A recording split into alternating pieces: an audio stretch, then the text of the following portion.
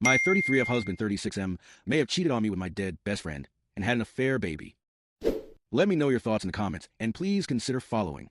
Don't even know where to start. The past 6 months have been an absolute cluster prick, and it only seems to be getting worse. My best friend since elementary school, who I'll call Alice, passed away in February from cancer. She had a 2-year-old daughter who went into the custody of her mom after she passed away, who I'll call Alexis.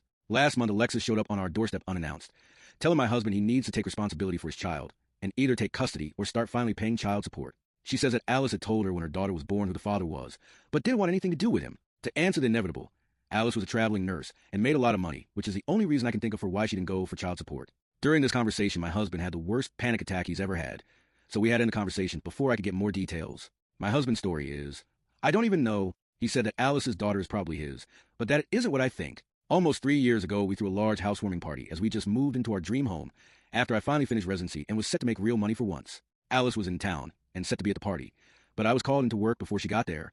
I didn't get back till after 3 a.m. Party was winding down. My husband was passed out upstairs, and Alice had already left the party, which at the time I did find strange, as we hadn't seen each other in months. My husband claims he woke up in the middle of the night to Alice on top of him, but he passed out again before he could say anything. He claims he never told me because he was worried I wouldn't believe him, which I don't know if I do.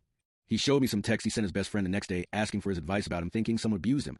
But if he cheated, he could have had that conversation as evidence, especially since he never said Alice specifically. Ever since the party, he's been very distant with Alice.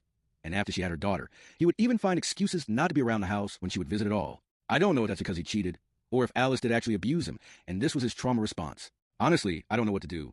I've known Alice since we were children, and she had never come across as that kind of person. But I've also known my husband for over a decade, and he's not once ever given the inclination of a cheater. He's an attractive guy, and I've seen the looks he gets at the gym, and he's never even given more than a glance. What the hell should I do? How do I figure out what the truth is here when Alice isn't even around to defend herself? She never even implied she liked my husband, let alone want to sleep with him.